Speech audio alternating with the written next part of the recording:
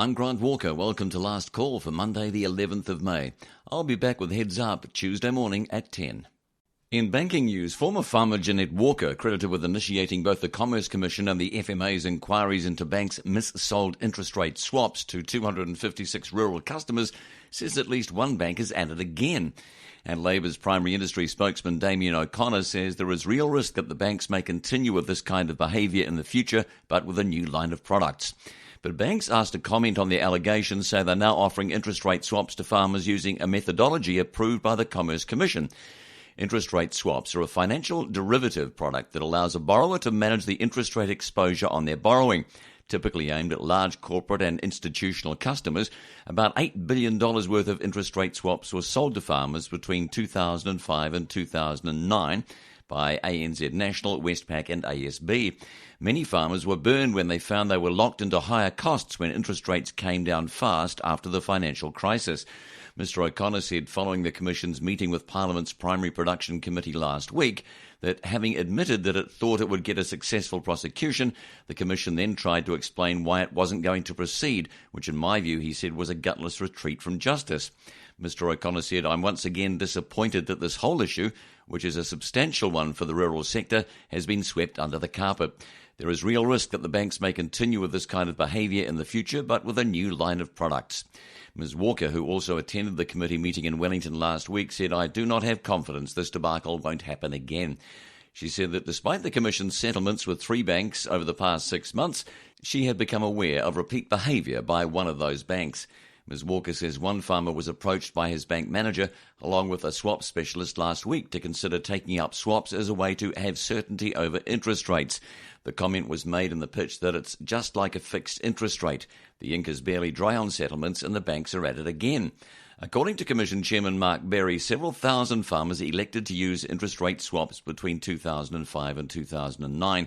The 256 farmers who complained at the Commission amounted to between 10 to 15% of the total number. Many swaps-affected farmers have settled directly with their bank, but non-disclosure agreements prevent them discussing the settlements. In 3 separate rulings by the Commission since December, total compensation payable by the 3 banks amounts to $24.2 million for those 256 customers, averaging $94,532 per customer. In December, ANZ agreed to pay $18.5 million in its settlement with the Commerce Commission, while ASB agreed to pay $3.2 million and Westpac Banking Corp's New Zealand unit agreed to pay $2.97 million. Let's talk Auckland rates. 6 Auckland councillors are angry ratepayers got exactly the opposite of what they asked for in the council's long-term plan. The councillors voted against the plan, saying the average 9.9% rates increase in the next year is not what the public was consulted about. Councillor Cameron Brewer says more than 80% of submitters called for a rates increase of less than the promised 3.5% in the plan. The council also didn't consult directly on new targeted $99 residential and $159 business levies to pay for a start on some projects in the Mayor's ambitious $10.3 billion transport plan. Mayor Len Brown says the budget is a huge step for Aucklanders. He said they told us in record numbers during consultations they wanted us to get on and fix the transport issues facing the region, and they're willing to pay for it. Mr Brewer says the council could have found the money to cover the transport levy within its massive $3 billion operating budget by focusing more on core council business and not acting like a state government being all things to all people.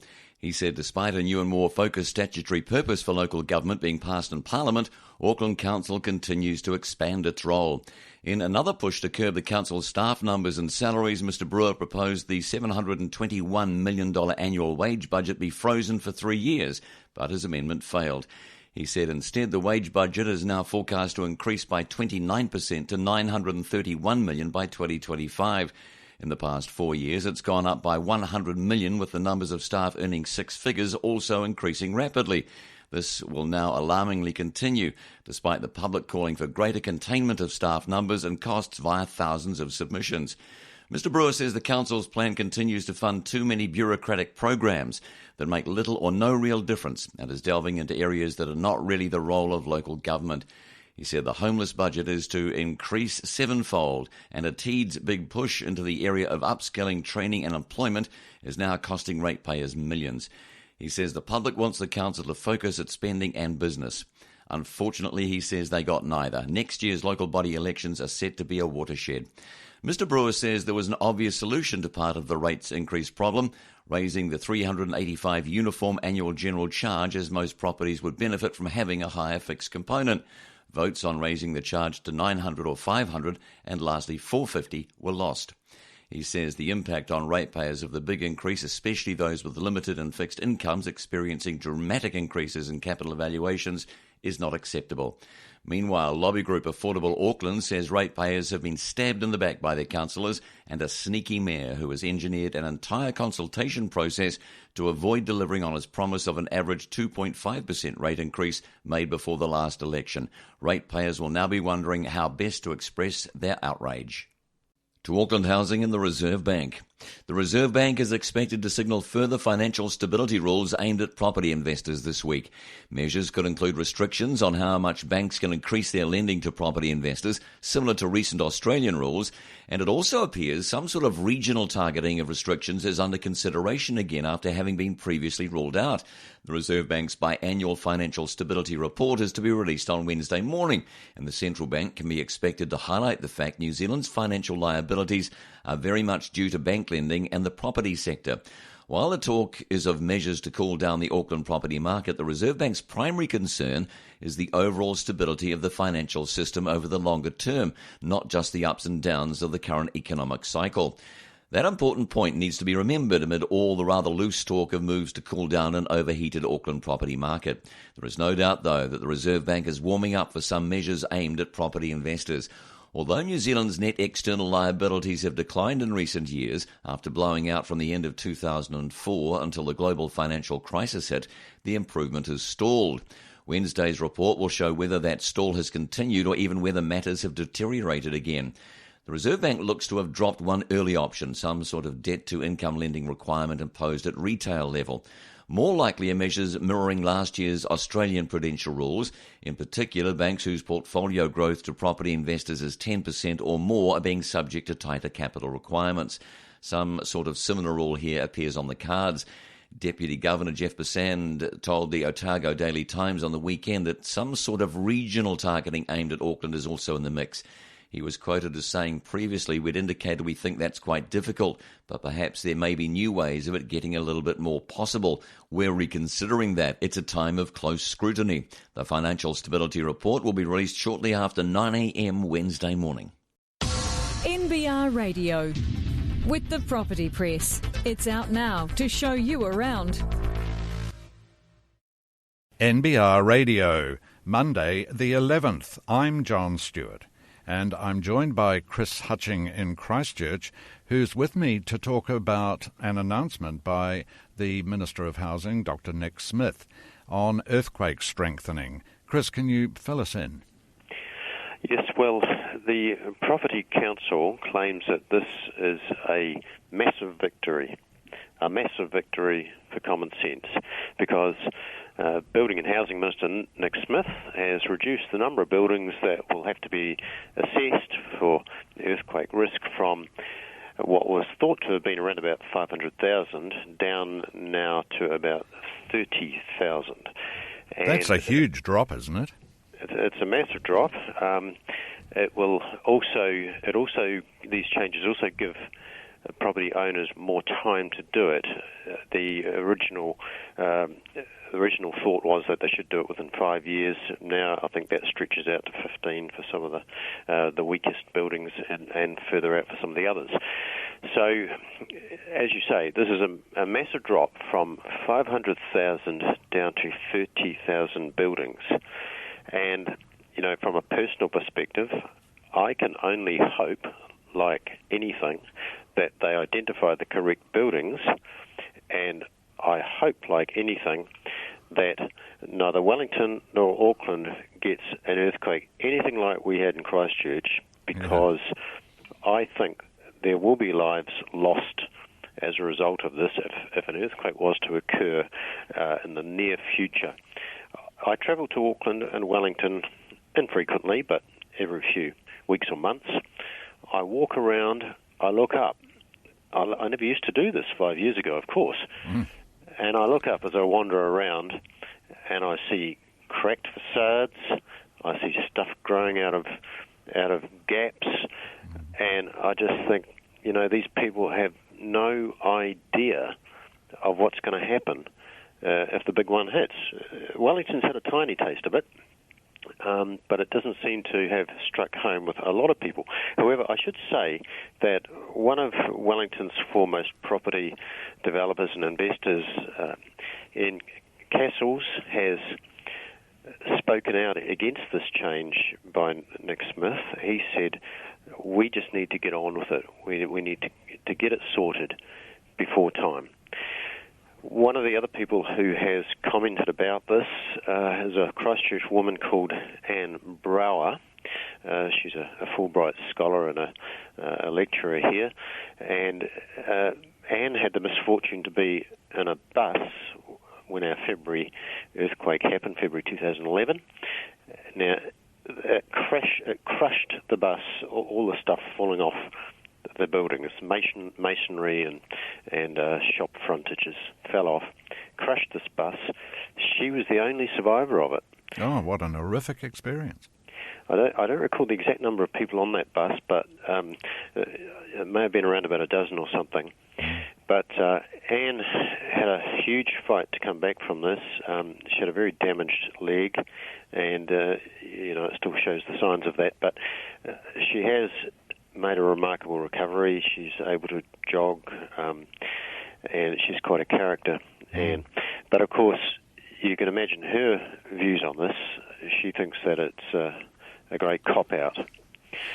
So, on the other side of the ledger, though, Chris, am I right in thinking some quite prominent engineers have come out and said that the government was really using a sledgehammer to crack a peanut because there are so many parts of New Zealand that are not earthquake-prone, but which still require quite stringent inspections and earthquake building strengthenings? You wonder if Nick Smith's been listening to them, perhaps?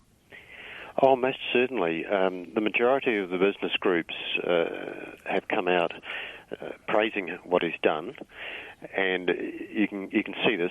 We've heard a few interviews on radio today about how small towns, single level buildings, if you had to apply the most stringent tests against them, a lot of these small towns, you would see their main streets emptied out.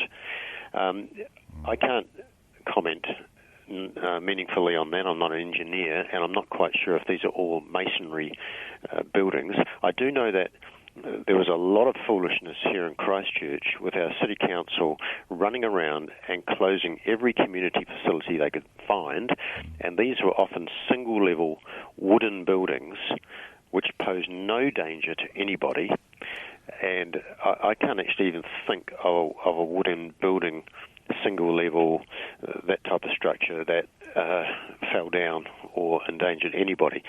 So, yeah, there does need to be some common sense about this. On the question of costs, the estimates of the initial plan were around about 1.3 billion. Now that has reduced with the number of buildings affected down to about 770 odd million. So that's a huge reduction in cost. So there will be some fairly happy people out there. When it comes to assessment of risk, this is a curious thing. It relies a lot on modelling.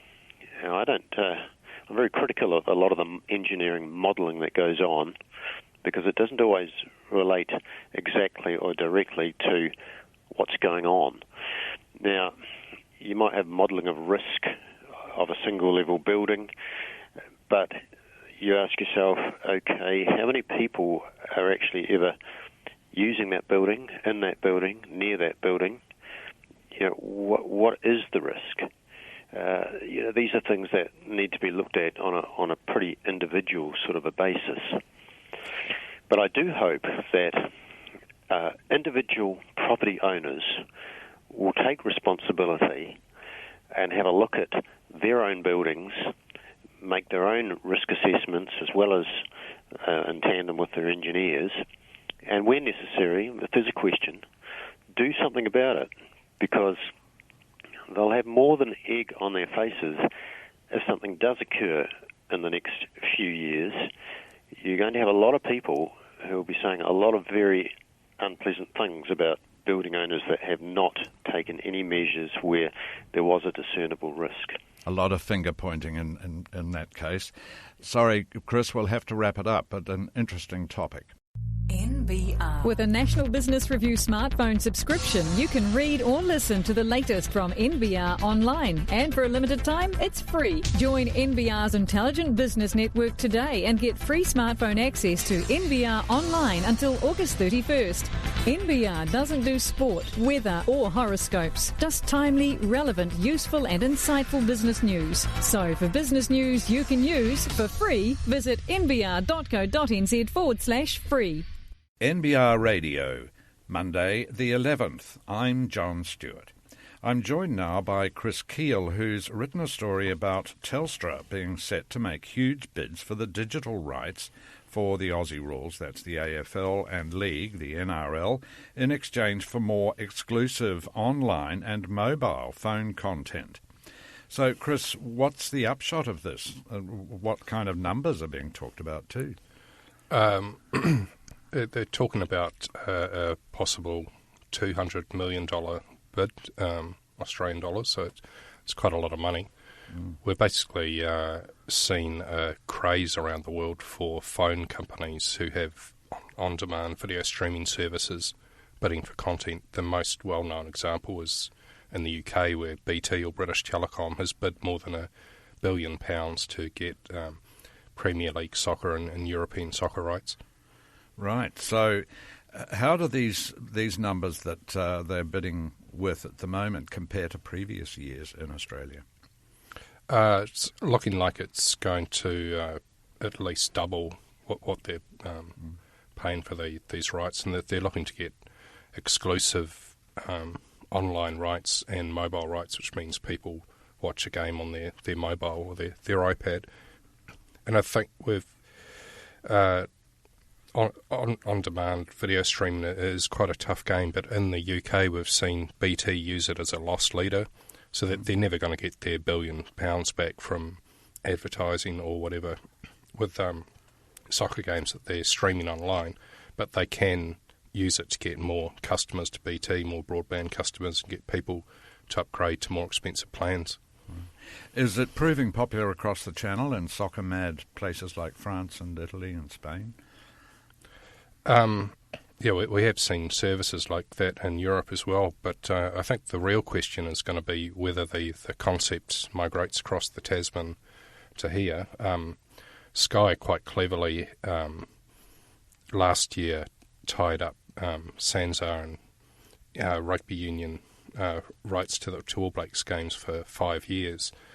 But it's only another couple of years till they'll start having preliminary jostling about rights to the next World Cup, and we've got other big sports coming up like cricket and rugby league. So it'll be interesting to see if Spark, which owns Lightbox, which now includes Lightbox Sports, decides to make a big bet for online rights. So Spark and Sky will be watching this bidding process in Australia quite closely. They will. I think Spark shareholders will be wondering if Spark is going to gird itself over the next 2 or 3 years to make a big king hit, big bid for rugby rights, and even if it loses, it could mean that Sky TV has to pay a whole bunch more money to keep those rights. Indeed, yeah, there'll be a lot of money involved whichever way you look at it, particularly judging by the £1 billion deal you quote in the UK with BT. But if it translates here, will we be able to watch matches on our phones? We should be able to, and we've also seen Lightbox Sport partner with TVNZ for its UK soccer and online golf coverage. So if Lightbox Sport or one of its equivalents makes a big bid for an A-list sport, I think we'll see them probably partner with a free-to-air broadcaster for some games. So we'll be able to watch games on a tablet or smart device, or just a regular television, regular free-to-air broadcast. Again, the media changing at breakneck speed. It is, day by day. Indeed. Thanks very much for that, Chris. NBR Radio with Bayleys, New Zealand's leading commercial real estate company. In People News, grocery cooperative Foodstuffs North Island has appointed Chris Quinn as its next chief executive. Mr Quinn, who announced his decision to quit Spark in January, will finish up with the telco in June and start at Foodstuffs on September 7. Jason Paris is stepping into Mr Quinn's role as Chief Executive Home, Business and Mobile, effectively the number 2 job at Spark. As Mr Quinn revealed his decision to resign, Spark CEO Simon Muta praised his role in the company's business transformation program. However, in the popular mind, he will be best known as the manager who fronted to customers during the XT debacle. He's continued to develop his reputation for being open to customers and staff. Mr Quinn was a candidate for the job when Paul Reynolds quit and was widely tipped it apart once he'd fulfilled a promise to stay on and help with a major Spark restructure. Today, he told NBR Radio he had achieved his main goal, which was to get a job in a new sector. He also said online retail and technology would be 2 areas of interest at Foodstuffs, but that he would not be making any substantive comment on direction until he officially joined the company in September. FSNI Chairman Peter Anderson says Chris Quinn has the leadership skills and business experience to take the co-op into a new phase of excellence in meeting the needs of New Zealand shoppers. He said Chris is a Kiwi with the leadership qualities to take Foodstuffs North Island to the next level over the coming years. The co-op will be well served by his people skills, track record in bringing teams together and growing substantial businesses. Mr Anderson says Chris understands the Kiwi consumer and the role of technology in serving them. These are essential ingredients in the changing landscape of grocery. Mr Anderson says we undertook a global search and engaged with strong candidates from New Zealand, the UK, Europe and the US. After that rigorous process, the fact that the best person for the job is a Kiwi is a bonus and a credit to New Zealand business leaders. Chris Quinn says he's delighted to join Foodstuffs North Island, which employs more than 22,000 people. He says Foodstuffs is a highly respected co-op that has served New Zealanders for over 90 years. I'm looking forward to rolling up my sleeves to learn a lot more about the unique world of grocery and working with the team and almost 350 store owners to create a fantastic experience for Kiwi shoppers. Mr Quinn received a Sir Peter Blake Leadership Award in 2010 for his leadership achievements and contribution to the community. He is chair of the business growth hub, the Ice House. Mr Anderson says the 2013 merger of the 2 former North Island Foodstuffs co-ops to form FSNI is almost complete. He praised the contribution of current FSNI Managing Director Murray Jordan, who last year announced he would leave the business in mid-2015 to pursue professional board appointments. He said Murray has made a big difference to Foodstuffs over the past 11 years, including increasing our sales and market share while implementing the merger at a time of considerable change. It's a tribute to his leadership that we're now ready for new developments to benefit our customers, suppliers, staff and owner-operators. In money news, New Zealand recorded a smaller than expected budget deficit in the first 9 months of the fiscal year, as government spending came in lower than expected and the tax take was higher, although some of that is seen reversing by year end. The operating balance before gains and losses was a deficit of $358 million in the 9 months ended March 31st, compared to the forecast in the half-year economic and fiscal update in December of a $1.2 billion deficit. Core Crown tax revenue of $48.2 billion was 1.8% above forecast, although the Treasury expects about half that variance to reverse by June 30, while core Crown expenses were 0.2% below estimate at $53.7 billion. Finance Minister Bill English on May the 1st warned that achieving a budget surplus next year is becoming more difficult, with the Treasury forecasting tax revenue will be at $4.5 billion lower over the next 4 years than was expected a year ago. In his traditional pre-budget speech, Mr English said the May 21st budget would show how very low inflation would eat into the tax take because the dollar value of all economic activity rises more slowly than when inflation is higher, meaning less total available taxable revenues. Since then, prices of dairy products have extended their decline, prompting analysts to trim their forecast for Fonterra Cooperative Group's 2016 payout after the dairy company slashed its payout for the current season to $4.50 a kilogram of milk solids from a previous forecast of $4.70. The continued decline has also stoked speculation the Treasury will pull back its forecast for economic growth. Mr English said we're getting on top of spending, but lower inflation, while good for households and businesses, means the Treasury's budget forecast will show a small deficit for 2014-15. The 9-month statements today show gross debt was $88.2 billion or 37.1% of GDP, which is bigger than the $83.7 billion or 35.2% of GDP projected in the half-year economic and fiscal update. Net debt was $63 billion or 26.5% of GDP, undershooting the projection of $64.8 billion or 27.2%. Much of the higher tax take was driven by corporate tax being $545 million or 9% above forecast. Of that, some $300 million was probably related to timing of payments and would reverse out through the June quarter, according to Treasury. Other individuals' tax was $357 million or 10.4% above forecast, while the excise paid on tobacco resulted in customs and excise duties being $129 million or 4% above expectations. Against that, goods and services tax was $201 million or 1.6% below forecast, mainly due to weaker than expected growth in consumption and earthquake-related refunds that were about $60 million larger than forecast.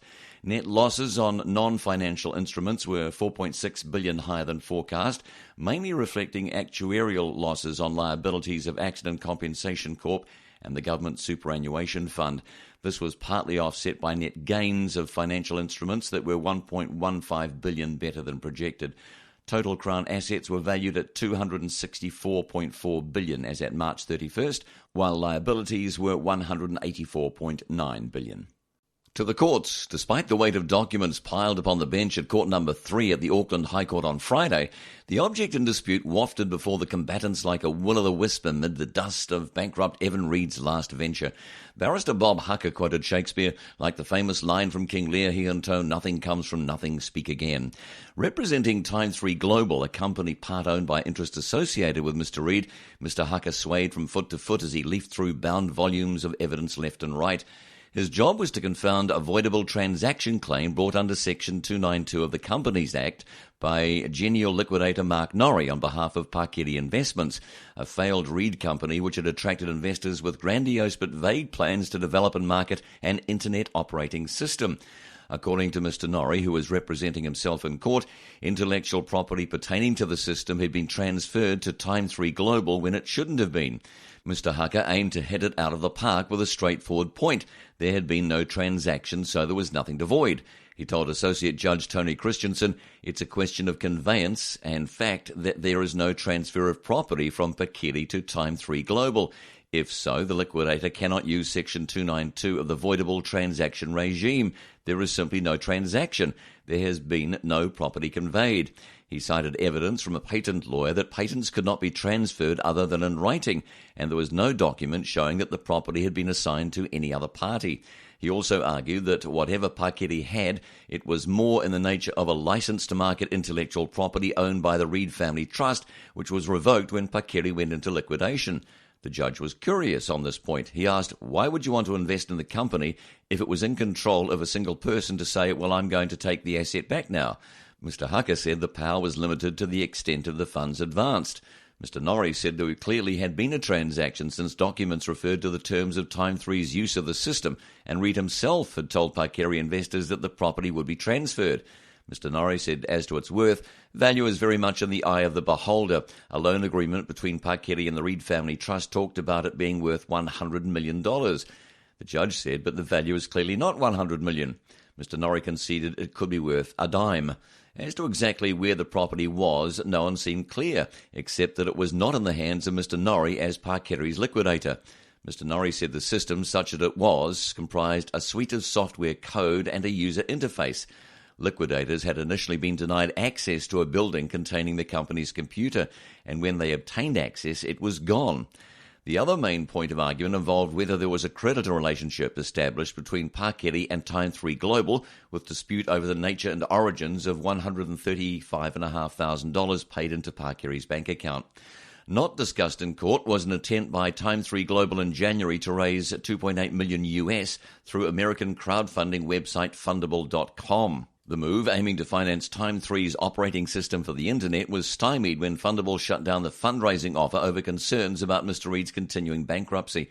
If Mr Norrie is successful in his action, its effect would be to restrain Time3 from further efforts to raise investment money for the product. Mr Reid, who was bankrupted in April 2010 and remains undischarged, is believed to be in Moscow. The judge reserved his decision. Join NBR's Intelligent Business Network today. www.nbr.co.nz/subscribe. NBR Radio, Monday the 11th. I'm John Stewart. A High Court hearing wrapped up on Friday involving claims about property linked to bankrupt businessman Evan Reid. Tim Hunter has been following that case and he joins me now. Without getting into the technical detail, Tim, can you just give us a broad context for who's brought this case into court anyway? Yes, it is an extremely complicated situation and one with quite a lot of subtext to it. Evan Reid was bankrupted some years ago, and we understand he now resides in Moscow. He's been associated with a number of businesses that were trying to supposedly create a new operating system for the internet and various software products. And over the course of the years, there's certainly documentary evidence that Mr. Reid raised quite a lot of money from investors in New Zealand, some millions of dollars. And this case is some of the fallout that from some of that activity. There's a company that went into liquidation called Packery Investments, and the liquidator is trying to fight his way through some of the complex history of this company, which hasn't been easy because the documentation that went with the company is largely absent. The company's directors appear to have not filed many of the documents that you would expect to see with a company. But as a result of that, he's basically trying to bring a claim against another company associated with Evan Reid called Time3 Global. Now, Time3 Global is not in liquidation. It's but interests associated with Reid do own some of that company. And the find relates to supposed intellectual property that links to this internet operating system. And essentially, the liquidator is trying to void a transaction that allegedly took place, which transferred this property from the defunct Packery into Time3 Global. And that is really the essence of the dispute that was taking place in the High Court last week. Any suggestion of quantums of money involved? Well, that's the funny one, because the quantums of money are almost certainly zero. Right. There was some wry commentary in the court on Friday morning just in relation to this aspect of it, because at one stage, there were sums being bandied around about the value of the software that was in the hundreds of millions or billions, potentially they were saying. But the reality is that most likely the thing is worth nothing at all. Oh. And ironically, this implies that the liquidation will not gain anything financially as a result of winning the case, if the software is indeed worth nothing, which leads to, I guess, some interpretation required about why the liquidator might be doing it. Indeed. Is there any indication at this stage that the Serious Fraud Office is taking an interest in the case? If there is, I am not aware of it. Right. I understand the official assignee, which handles company personal bankruptcies and so on, is still interested in Mr. Reid. But I'm not aware of any wider investigation in relation to that. But one of the funny things about it, though, is that Time3 Global popped up as trying to raise money from private investors in a crowdfunding program in the States just a few months ago. And they were, Evan Reid was leading this fundraising effort, and it was on a platform called Fundable.com. Now, again, it was very similar kind of project to what we've seen Mr. Reid involved in the past, with a very visionary, if you like, sort of claim about what a software product might do, but very vague on detail about that. But Fundable.com shut down the fundraising program because they were obviously very concerned at Mr. Reid's involvement as a bankrupt. So the extent to which he's continuing to promote the product remains to be seen. Complicated but interesting. Thanks very much. Thanks very much, Tim. Thank you. NBR. Need to hire? Try our online recruitment platform, www.nbrtalent.co.nz. The Australian federal government's budget is due on Tuesday night.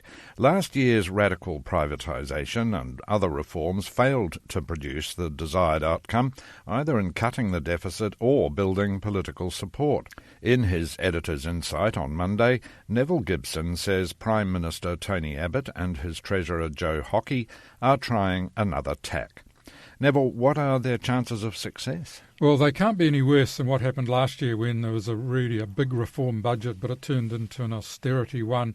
It's run into a lot of political problems, and it didn't cure what people wanted, which was a deficit buster, or to get rid of welfare and entitlements, which was the main aim of it. But reports in Australia and the media over there, pretty tough on the government, say that this one's going to be a much more considered budget. But from New Zealand point of view, I think the main interest is really in the privatisation program, because that gives us an opportunity to invest in the economy there. They're aiming to make budget cuts worth around about $1.4 billion in the way the government spends money, sell off some properties, and streamline the government. But as I say, it's going to be less emphasis on the austerity and more on trying to overcome the growth problems Australia has at the moment.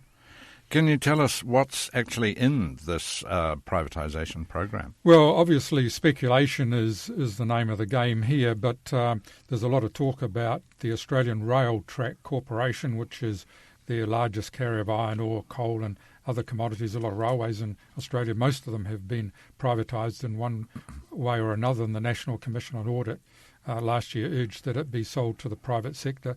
That $4 billion, of course, won't do much to solve the gross debt that Australia has of around about $370 billion. The big businesses like Telstra, Qantas, Commonwealth Bank, of course, have already been sold off. Of interest to investors is the registry service of the Australian Securities and Investment Commission. That's likely to be sold, but the government will control the data, which of course contains information on thousands of companies. There's also going to be the sale of a government communications network that was set up in the 1990s to link departments, so that'll be probably sold off to one of the telcos. And there's quite a bit of property, this is unusual, in the middle of Canberra, office blocks, two of them quite near Parliament House and two on the main thoroughfare leading down to the War Memorial. Apparently they're going to be sold as well. So what's being done about streamlining the government? Well, we've always had a lot of talk from Mr Abbott and Hockey over a smaller government agenda and that sort of thing. Last year they published a huge list running to several hundreds of agencies which they said would be abolished or absorbed into larger departments. And they've had some success, some 17,000 people or staff positions, should I say, to be less heartless about it, have been taken off the Commonwealth payroll. They are expecting to do more, but the big area is welfare entitlements. Mr Hockey said that this was the end of entitlement budget last year. They're not talking so much about that at the moment. That's because some of the bigger reforms are stymied in the Senate, where the opposition parties, if they get the support of the crossbenchers, have held up some of the programs there. So what will the budget do about breaking this impasse in the House? It's an interesting one because the key to it is going to be a $3.5 billion childcare package. This sounds a bit counterintuitive, but the aim there is to sell it as a productivity-raising and job-creating measure. Childcare is already getting about $7 billion a year, and the government says this extra funding will only occur if the Senate passes the existing proposals. But of course, with that, that's the carrot. With that comes the stick, because they want to cut the double dipping, and that means cuts in the family tax benefits. Australians aren't too keen to give up their entitlements, but there's going to be a bit of a trade-off there. But just to provide some figures, the deficit is actually expected to widen out from 31.2 billion, which was the forecast last December, to 40 billion in the figures out tomorrow night. So that's a huge one when you consider that New Zealand is basically, we're saying it might be 100 up, might be 100 down. That will take federal spending, doesn't include state spending, to just over 25% of the total GDP, which is how you measure the role of the government and, of course, the private sector in modern economics. Well, you say in your insight that Mr Hockey may be replaced. What's your basis for saying this? Well, this certainly adds quite a bit of political intrigue, and reading some of the press reports of their appearances on TV by the politicians there over the weekend, Mr Hockey is getting quite a bit of stick, if I might make a bit of a pun there. But the rising figure is that of Scott Morrison, who's the Social Services Minister. He's behind this childcare and the trade-off against the family benefits. He's negotiating this with the other parties in the Senate. They only have to turn around 2 or 3 to get it across. Mr Hockey's looking like he's going to be the fall guy for last year's budget, and there's a lot of talk that Mr Morrison will take over from Mr Hockey at some time in the near future. Also favouring Mr Morrison, he was the guy who was the fix-it man as Minister of Immigration. He stopped the boat people coming, and he also got Mr Abbott to drop a big promise from last year, which was a paid parental leave scheme, which rather ran against the welfare policies they want to follow, and so that's been dropped. Neville, thank you very much for your editor's insight today. NBR Radio. Free to air online. NBR, the meeting place of intelligent business. To the Auckland Council, a secret plan to give Auckland councillors a new Albert Street multi-million-dollar chamber has been quickly quashed. Councillors were given a confidential briefing in December about building a new chamber so they wouldn't have to walk 400 metres from their offices at the 29-level Albert Street Administration Tower to the Auckland Town Hall. The officer briefing was requested by councillors who asked for options to improve councillor and public experience by building a new chamber in the Albert Street building understood to cost $1 to $3 million. Full council meetings are held in the Town Hall's reception lounge, and a council spokesman confirmed the meeting went ahead but says no new funding was asked for and no decisions have been made or requested. Any formal funding would need to form part of future budget rounds. The council doesn't have a political or capital mandate to push through discretionary projects, such as a new chamber, and in light of the marathon debate on the long-term plan and expected backlash on a 9.9% average rate rise, few councillors would want to do anything. The Auckland Ratepayers Alliance, which spilled the beans, says the council acts as if it has more money than sense, as there is nothing wrong with the existing chamber. The council has 8 chambers between Orewa and Pukekohe from legacy councils, mostly not utilised apart from the occasional meeting. The former administration office at Merrill Drive and the mayor's former offices in the town hall lie empty. There is no word yet on when the old administration building will be sold. The council bought the former ASB Tower on Albert Street for its new administration headquarters in 2012 for $104 million. In tax news, the latest controversy over food taxes as a public health lever has divided medical researchers from economists and anti-tax lobbyists. New Otago University research suggests a salt tax to cut dietary salt intake and help reduce premature deaths will save millions of dollars in the health sector. But a statement by one of the researchers that this would raise $450 million has been described as nonsense by the Taxpayers Union and by former MP and economist Rodney Hyde.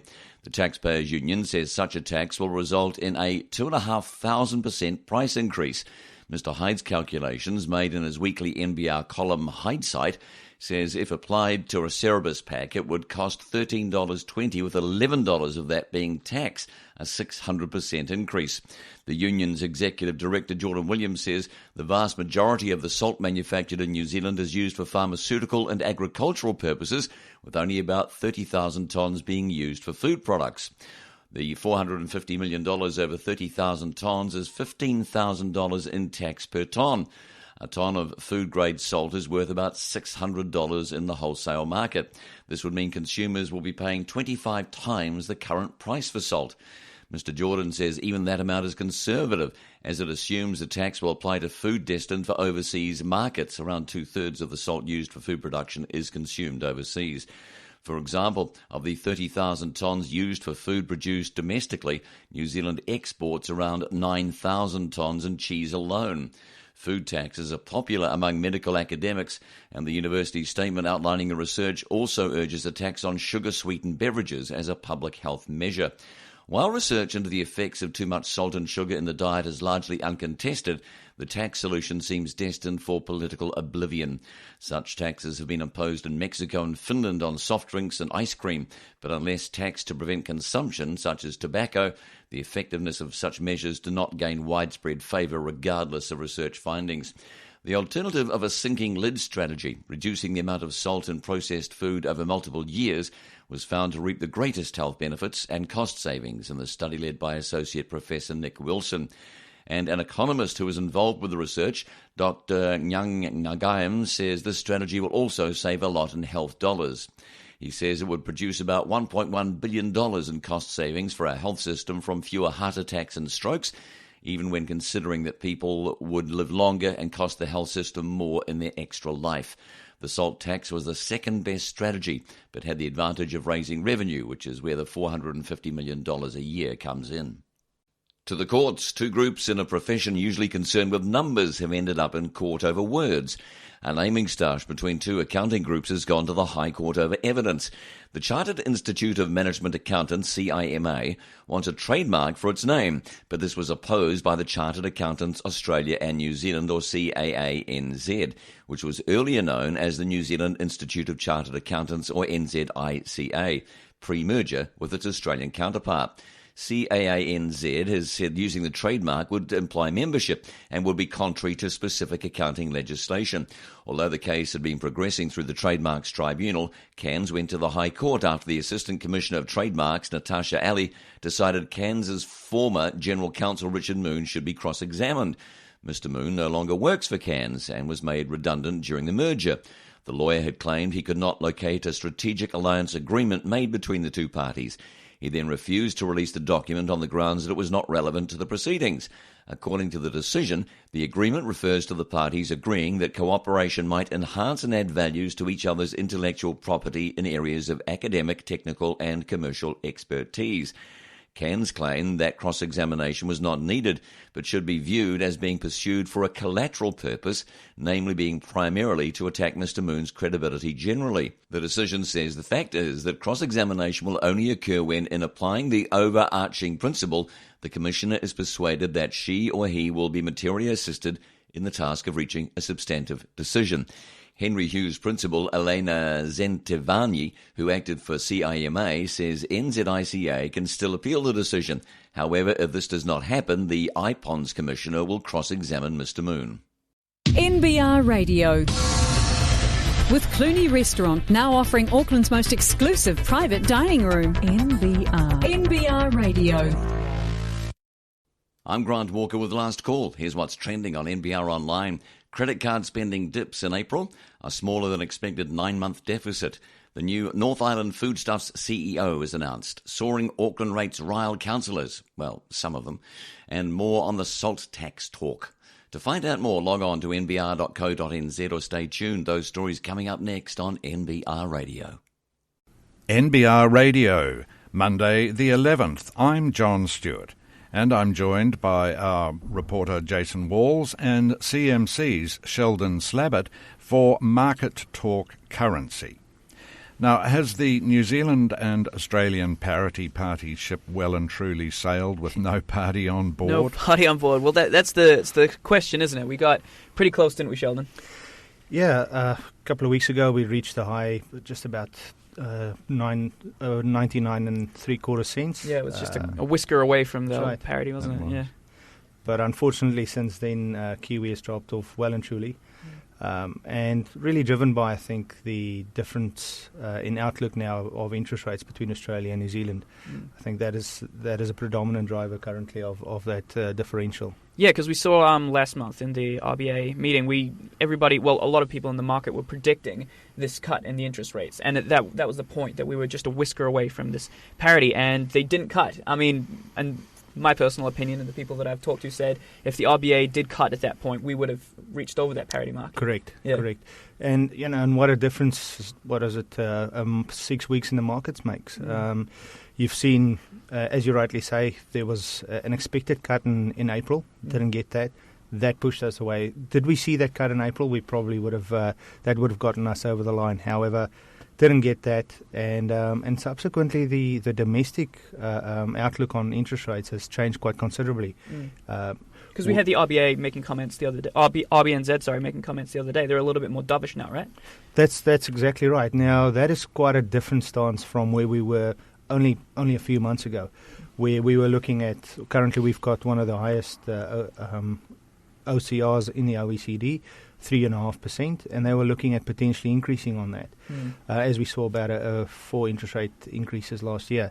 Subsequently, they moved from a hiking bias to a neutral one, and really within the last few weeks to a much more dovish stance, where the ANZ released a report this morning where they're saying or forecasting for a 0.5% cut in interest rates within the next 2 months. Yeah, and that's insane to think about how quickly it's all turned around. I mean, I wrote a story a couple of weeks ago where I canvassed some economists from across New Zealand, and pretty much every single one of them said, "No, not this year. We'll wait until next year." And so it's turned around this quickly. That's right. So do you think it's like the reason behind this is inflation? Because obviously the RBNZ have got a mandate to keep inflation between 1% and 3%. That's and right. We're constantly seeing these low inflation numbers.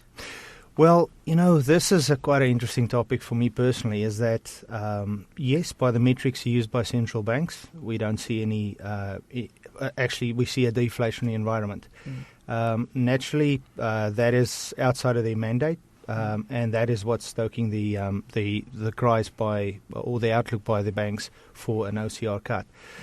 So I would imagine, should we continually see this move, we'll probably see that cut come. My concern is that when you speak to the general public, their outlook on inflation is quite different.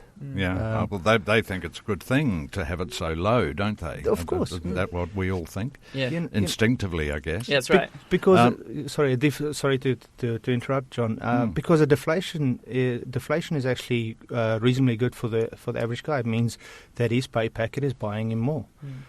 Or he can save more, which obviously is not a bad thing, is it?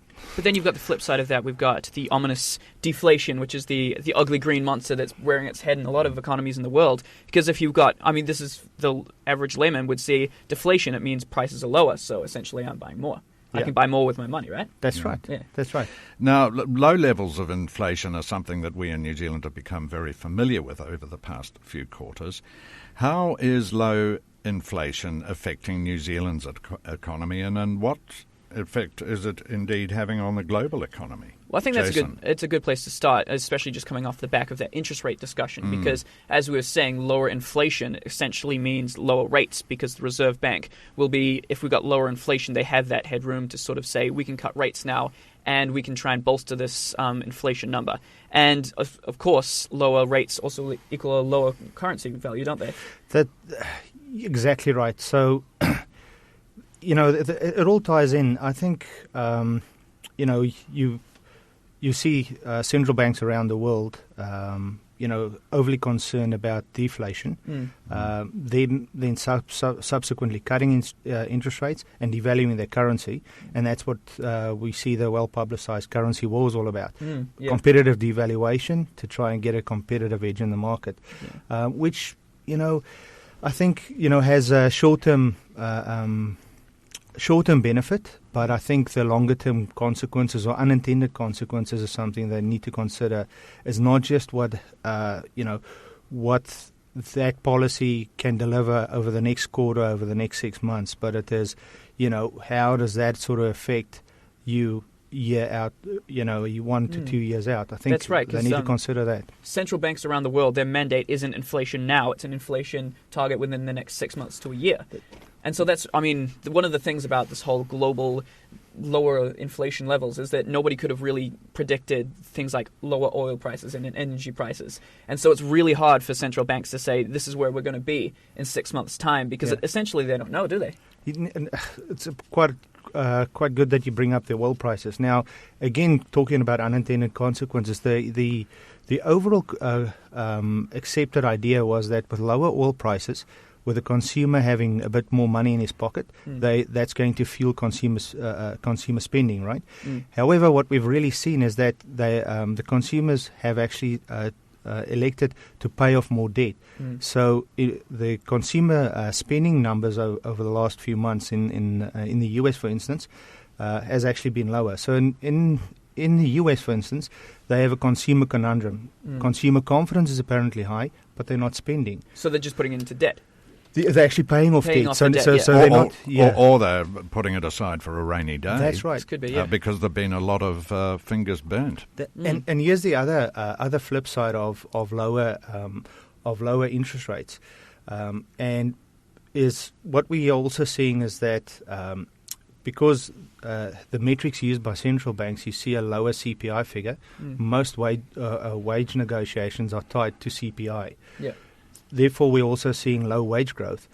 The lower wage growth obviously is flowing back into consumer confidence because, you know, on par, the average American, again using America as an example, their real wages is actually lower than it was pre-GFC. So no wonder then that they're electing to use the lower oil prices to pay off some debt to bubble some certainty in for themselves. Yeah. I'm glad you brought that up, actually, because my story this week for NBR Print, so just a quick plug here for NBR Print, go out and buy it. It's about low wage inflation within New Zealand and how we've got an economy that, all factors considered, is actually doing quite well and ahead of the trend in a lot of economies worldwide. That's right. But we're still seeing this very low wage growth. And I mean, what we're seeing is the people that I've talked to and what I'm writing about is that we've got the exact reason like that, inflation and net migration as well. But buy the print copy. Good salesman. I'm sure our salespeople would like that. Perhaps wages or wage increases shouldn't be tied to CPI, but rather money supply, just as a thought. Ooh. Right. Yeah, it's for another week. We'd better wrap it up there, gentlemen. But Jason Walls and Sheldon Slabbert, thanks very much. Yeah, thanks, John. You're listening to NBR Radio. Upgrade to My NBR Radio with a smartphone-only subscription to NBR Online today for free and receive unlimited access to NBR Online on your smartphone until August 31st. Visit www.nbr.co.nz/free. NBR Radio.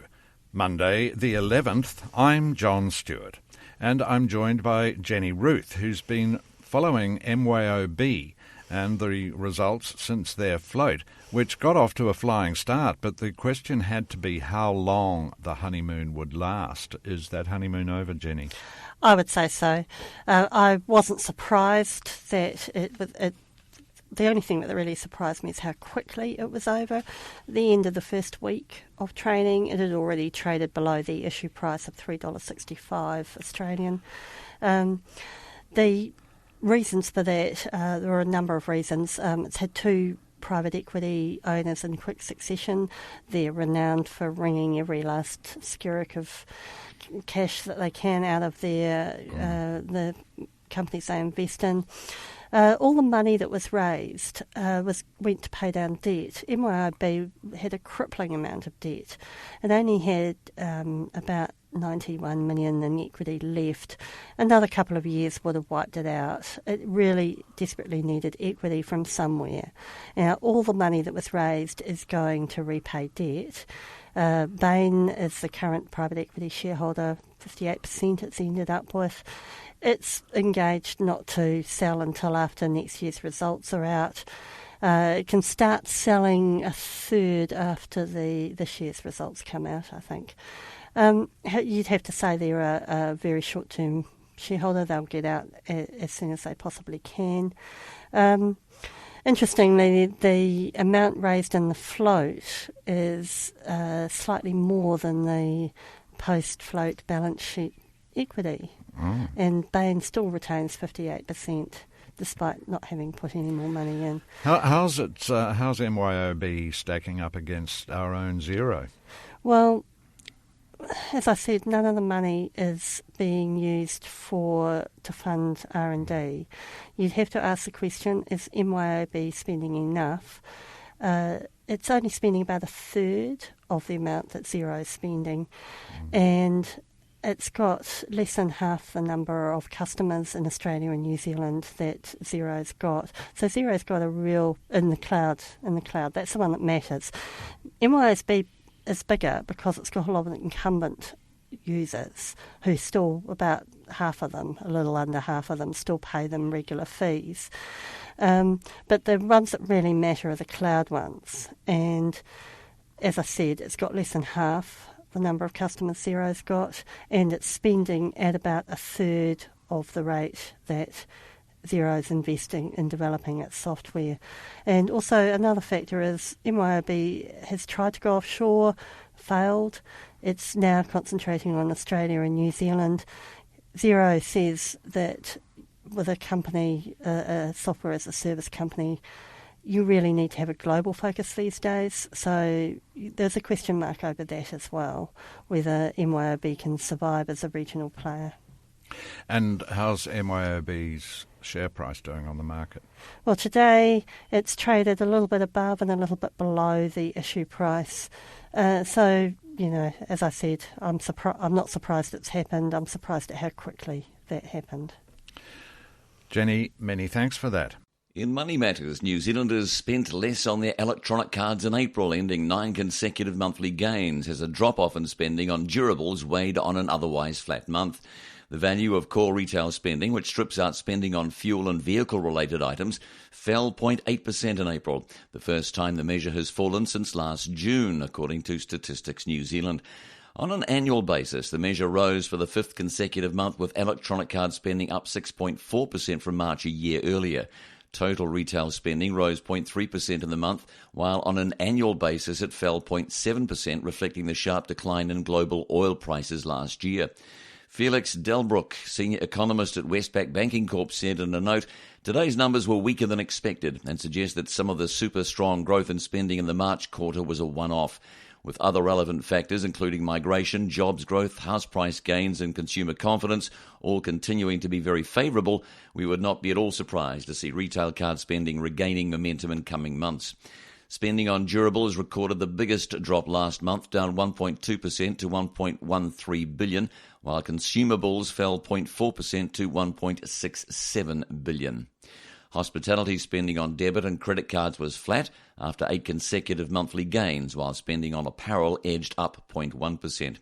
Mr. Delbrook said a strong summer tourist season, which boosted hospitality spending, has now come to an end. Petrol prices have been rising, unwinding some of the boost to consumers' purchasing power that occurred over the summer when fuel prices plunged. On an annual basis, all 4 core retail measures rose. Hospitality spending jumped 11.2% compared to the same month a year earlier. Consumables rose 5.6%, durables rose 5.2%, and apparel gained 3.4%.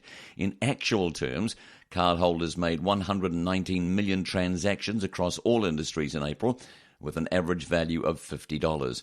The total amount spent across all the transactions was $5.9 billion. The total value of all electronic card spending, including services and other non-retail industries, fell 1.1% in April, following a 1.2% gain in March. NBR Radio with Hotel de Brett, partying since 1959. www.hoteldebret.com. NBR Radio. NBR Radio, Monday the 11th. I'm John Stewart, and I'm joined by our political editor in Wellington, Rob Hosking, with his view of what the week ahead holds for us. So, Rob, Parliament is not sitting this week. Are we expecting anything out of the beehive? The government's moving into very much pre-budget mode this week. Of course, we've got the budget in a little over 10 days' time next Thursday. So there's a few pre-budget announcements coming from ministers, as well as a lot of sort of getting out and about. And I get a sense that the government at the moment has decided that they need to front foot a few of things that they have been doing this year, because there is a sense, which I've written about, and I'm not the only one who's done this, that really the government has drifted quite a bit since they were re-elected in September. So you've had, it's happened to a degree. We've had a few ridiculous things, like we had one $6.5 million announcement of new spending on the weekend from Sam Lotoliga. Now, that's small change in fiscal terms, but it's they're trying to very much get the message out there that we are doing things. The big one today will be, and I use the word big a bit carefully here, but ACC Minister Nikki Kaye is going to be talking about ACC and future direction for levies and how they might change, and that's got a very, very firm business focus, not just on what we call the work account, which is the employer's levy, but also motor vehicles, because a big part of motor vehicle levies, most when you register your car, most of that is ACC levy. Yeah. And that's a big cost of businesses, because that's where the big fleets are in New Zealand. So that's business and household. So that's going to be one today. Nick Smith, the housing minister, is going around the country talking about the Kickstart KiwiSaver scheme, and that was announced. That was an election policy, which was criticised a little bit at the time for being, it's effectively allowing first-home buyers to pull a bit more of their money out of KiwiSaver, and the government provides a bit of help for the less well-off ones in that market. Trouble is, it's happening, of course, at a time that the market is running pretty hot, and this is perhaps not what you'd want to do right now economically, but politically they have to sort of really flag wave on this one. Now, shifting our gaze to the economy and the Reserve Bank, on Wednesday, the bank's financial statement is due out, isn't it? Yeah, their financial stability report. Financial stability, yeah, which they put out every 6 months, and it's a review of the risks of the economy, if I can put it that way, which means housing at the moment. And the amount of bank lending going on. And there may be, and in fact I think there will be, a signal for some future measures to take some of the heat, at least some of the heat, out of the Auckland property market, which is sort of, it seems to be the topic on the front page of newspapers in Auckland the whole time at the moment. They've pretty much ruled out debt to income ratios, which have been talked about in the past. Whatever they do will be on top of the loan-to-value ratios, which they brought in 18 months ago. They're not going away, are they, the LVR? No, they were going to be temporary, but they're looking increasingly permanent, as to be said. There's a couple of possibilities. One is saying to banks, look, if your portfolio of lending to property investors, so that's not homeowners, but if your portfolio of lending increases above a certain amount, we're going to require you to hold more capital against that for risk. And that's what's happened in Australia. APRA, the main authority over there, announced that at the end of last year, and they're gradually bedding that in now. It could well be that, in fact, I think it's quite likely that Reserve Bank will try something like that here as well.